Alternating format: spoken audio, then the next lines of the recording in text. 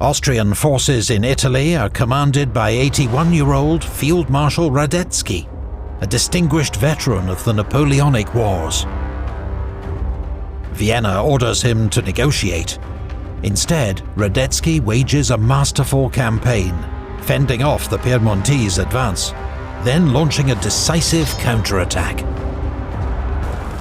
Piedmontese forces retreat in disarray, and Carlo Alberto negotiates a truce.